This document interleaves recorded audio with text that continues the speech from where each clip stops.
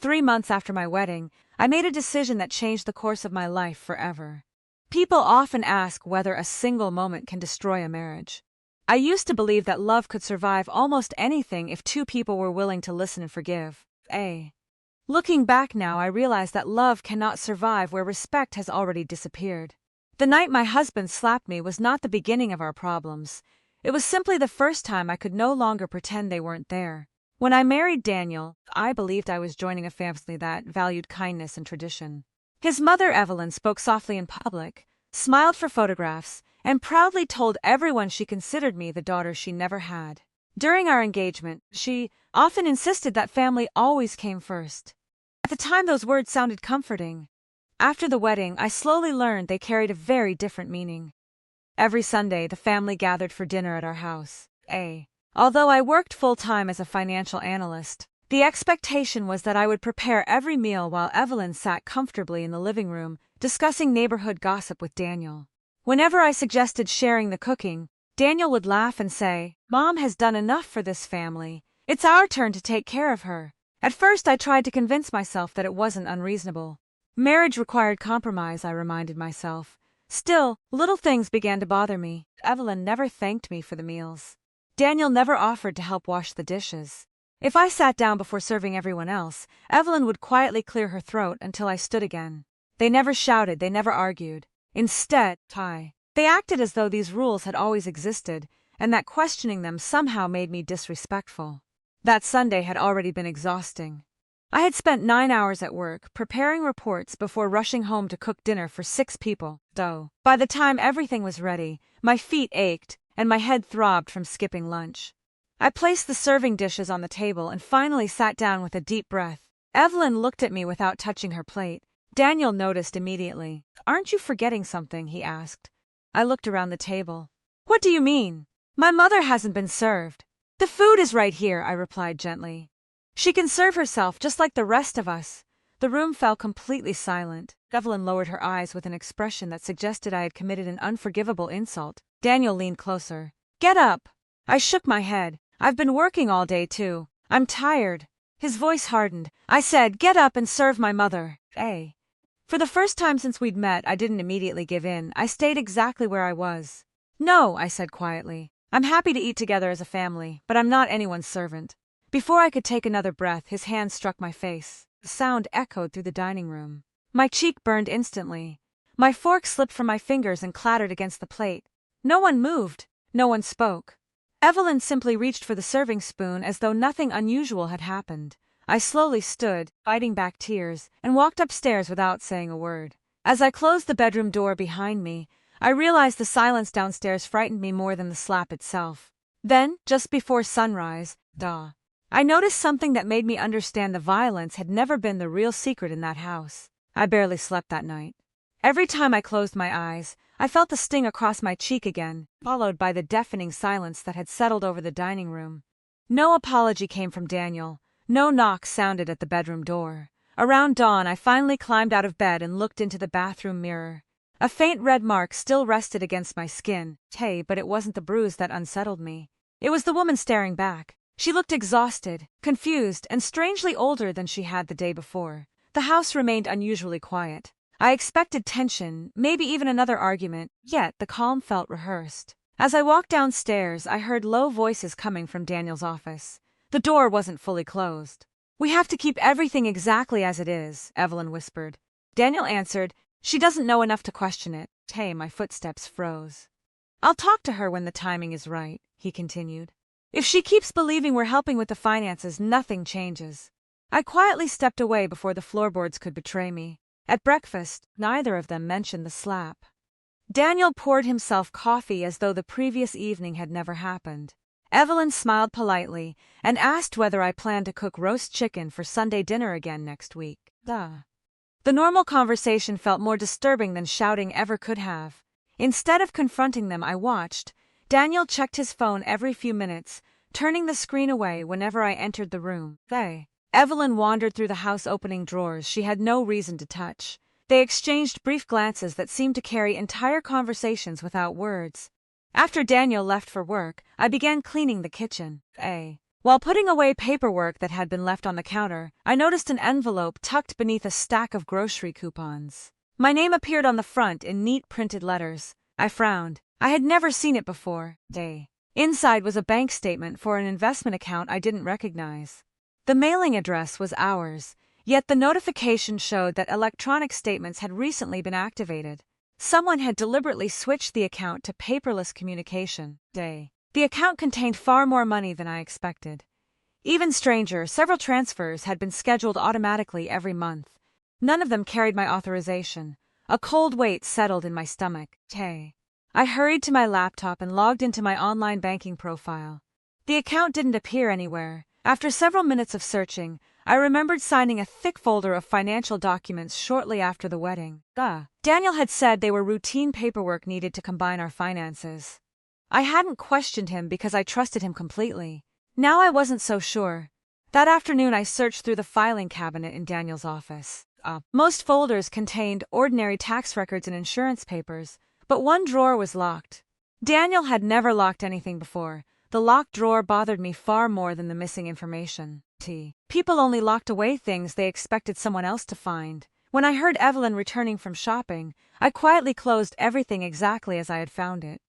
She walked inside carrying expensive shopping bags, humming cheerfully despite insisting only days earlier that money had become tight. As she passed me, she smiled. "Everything all right, dear?" I forced myself to smile back. "Everything's fine." But deep inside, I knew nothing was fine anymore. The slap had shattered my trust. The whispered conversation had planted doubt. The hidden account had awakened something stronger than fear. For the first time since my wedding day, I stopped asking whether I had overreacted. Instead, I asked a different question. What else had they been hiding from me? The question refused to leave my mind. Every ordinary moment inside that house suddenly felt rehearsed, as though I had been cast in a play without ever receiving the script. I no longer believed the hidden account was a simple misunderstanding. If Daniel had been honest, there would have been no reason to whisper behind closed doors or lock away documents. I needed answers, but I also understood something important. The moment I revealed my suspicions, whatever evidence existed could disappear forever. That evening, I acted exactly as I always had. I asked Daniel about his day, smiled through dinner, and pretended the bruise on my cheek no longer hurt. He seemed relieved by my silence. His confidence grew with every normal conversation we shared, and I realized he believed I had accepted what happened. That mistaken belief became my greatest advantage. The following morning, after Daniel left for work, and Evelyn headed to a community luncheon, I returned to his office. The locked drawer remained exactly where I had left it. I remembered seeing Daniel place a small key inside an old ceramic mug on the bookshelf whenever he organized paperwork. My hands trembled as I searched behind the books. The mug was still there, and so was the key. Inside the drawer rested several neatly labeled folders. One contained mortgage documents, another held insurance policies. A third immediately caught my attention because my name was printed across the tab. I opened it carefully. The first pages were copies of forms I vaguely remembered signing after our wedding. At the time, Daniel had rushed me through them, explaining that married couples always completed endless financial paperwork. I had trusted him enough to sign wherever he pointed. Now, I read every line. Buried within the documents were authorization forms granting Daniel broad control over several joint financial decisions. While everything appeared technically legal, I noticed handwritten notes attached to the margins with future plans, transfer schedules, and reminders. Some pages listed my annual bonus before I had even received it. Others calculated how quickly certain debts could be eliminated using combined household income. My income, not ours, mine. Another envelope contained copies of emails between Daniel and a financial advisor, discussing ways to restructure accounts without creating unnecessary concern at home. Although the messages never directly admitted wrongdoing, they revealed careful planning that excluded me from decisions affecting my own earnings. I photographed every page with my phone before placing everything back exactly as I had found it. Instead of feeling triumphant, I felt strangely calm. The missing pieces were beginning to fit together. The expensive gifts Evelyn received, the constant pressure for me to work overtime, the insistence that I deposit every bonus immediately. None of it had been random. Someone had been counting on my trust. That afternoon, I arranged a meeting with an attorney recommended by a former colleague. I didn't tell anyone where I was going. Sitting across the desk from someone who listened without interrupting felt unfamiliar after months of being dismissed. The attorney reviewed the photographs quietly. Finally, she looked up. "You've done the right thing by documenting everything before confronting anyone," she said. "From this point forward, don't remove documents, don't argue, and don't let them know you're asking questions." Her calm confidence steadied me. She explained that while some of the paperwork might ultimately prove valid, there were enough inconsistencies to justify a much deeper review. She also advised me to gather copies of bank statements, employment records, and any written communication relating to financial decisions. For the first time in weeks, I didn't feel trapped. I had a plan when I returned home that evening. Daniel greeted me with an unexpected smile and suggested inviting friends over the following weekend for dinner. As he spoke about menus and decorations, I watched him carefully. He had no idea that the frightened woman who walked upstairs after the slap no longer existed. I answered his questions politely, smiled at the appropriate moments, and agreed with every harmless suggestion. Inside, however, I had already crossed a line from which there was no return. I wasn't preparing for another argument. I was preparing for the truth to meet the light, and I quietly decided that when the right moment finally arrived, every carefully hidden secret would be waiting exactly where they had left it. The opportunity arrived sooner than I expected. 2 days after my meeting with the attorney, Daniel announced that his family wanted to gather at our house the following Sunday. He smiled as though everything had returned to normal. Evelyn volunteered to bring dessert, his older brother promised to arrive early, and everyone spoke about the afternoon as if we were celebrating another happy family tradition. I agreed without hesitation. The attorney had advised me not to confront anyone until every important document had been copied and every account had been reviewed. By Sunday morning, I had done exactly that. Certified copies of financial records rested safely outside the house. Screenshots of emails had been preserved. My personal savings had been moved into an account only I controlled, and every recommendation my attorney made had been carefully followed. For the first time in weeks, I wasn't afraid. I was prepared. The family arrived just before noon. Evelyn walked in carrying her usual confident smile, immediately commenting on how the dining table should have been arranged differently. Daniel laughed and adjusted the chairs without questioning her. Watching them repeat the same familiar routine no longer made me anxious. It reminded me why I had made my decision. Lunch passed with uncomfortable politeness. No one mentioned the slap. No one apologized. Instead, they discussed vacations, home renovations, and holiday plans as though nothing had happened. When everyone finished eating, Daniel leaned back in his chair. "Coffee?" he asked. I stood slowly. "Actually," I said calmly, "there's something I'd like to discuss first." The room became quiet. I placed a thick folder in the center of the table. Daniel frowned. "What's that?" "Documents." Evelyn forced a small laugh. "What kind of documents? The kind I should have read before I signed them." Daniel's expression changed instantly. He reached toward the folder, but I placed my hand on it first. "I've already made copies." No one spoke. "I know about the investment account," I continued. "I know about the transfers. I know about the emails discussing my salary. I know about the paperwork I was encouraged to sign without proper explanation." Daniel tried to interrupt. "You're misunderstanding." "No," I replied quietly. "I finally understand." Evelyn folded her arms. "We've only ever tried to help you." I looked directly at her. Helping someone doesn't require hiding information from them. Daniel pushed back his chair. "This doesn't need to happen in front of everyone." "I agree," I answered. "It should never have reached this point." I removed another envelope from the folder. "My attorney has reviewed everything." The color drained from Daniel's face. "You hired a lawyer?" "Yes." His brother stared at him. "You told us everything was fine." Daniel ignored him. "You went through my private files?" "I reviewed documents connected to my own finances." Silence settled across the room again. This time it felt completely different. No one defended Daniel. No one defended Evelyn. For the first time since joining the family, I wasn't the only person asking difficult questions. His brother slowly picked up one of the copied statements. "What is this?" Daniel hesitated. "It's complicated." "It isn't," I said. Money earned through my work was being managed through decisions I wasn't fully informed about. Whether every action was ultimately legal would be determined elsewhere. What matters today is that my trust was broken long before that dinner. Evelyn finally lost her composure. "You've embarrassed this family." I met her eyes without raising my voice. "No, the choices that brought us here did that." Daniel stepped toward me. I said I was sorry. I shook my head gently. You never apologized. Hey. He opened his mouth, then closed it again. There was nothing left to deny. I picked up my handbag. I've already arranged somewhere else to stay. Daniel looked stunned. You're leaving? I left the moment you decided respect could be replaced with control. No one tried to stop me. As I reached the front door, I paused for a single moment. I truly hope all of you learn that love cannot exist without dignity.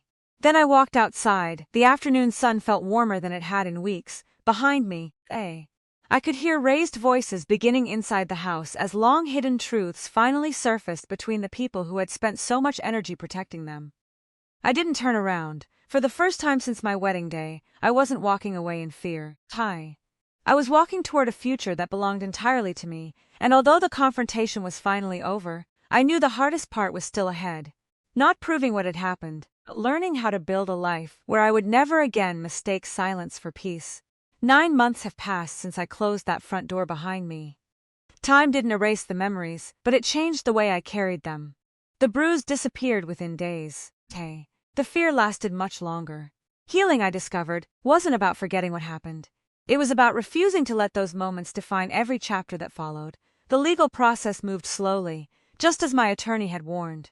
There were meetings, paperwork, difficult conversations, and long afternoons when I questioned whether everything was worth the emotional cost.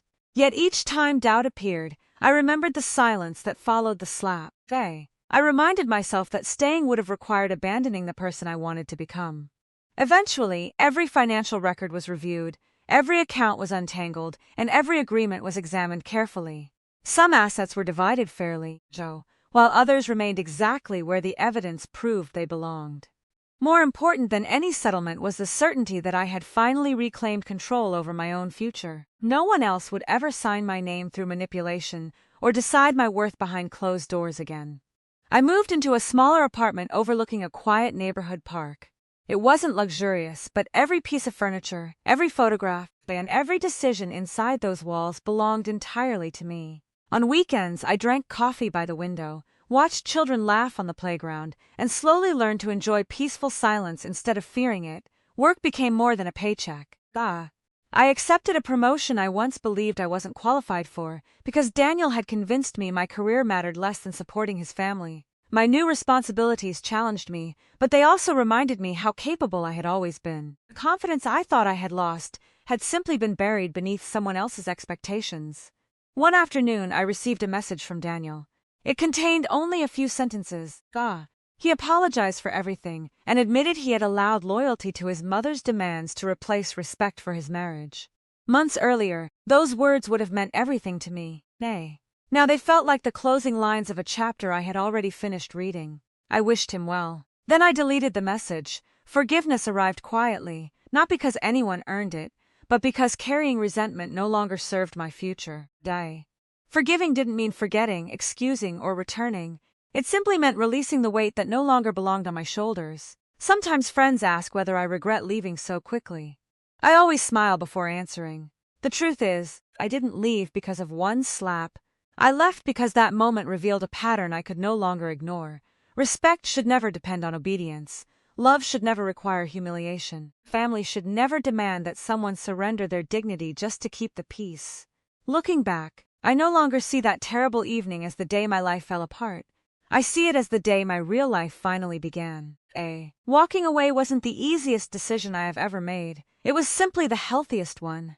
If my story teaches anything, I hope it reminds someone sitting in painful silence that strength doesn't always sound loud. Sometimes strength is the quiet decision to stand up, gather the truth, protect your future, and keep walking without looking back. So if someone you trusted crossed a line you never believed they would, what would you choose? Waiting for them to become someone different, or believing that your own peace is worth protecting before it is too late?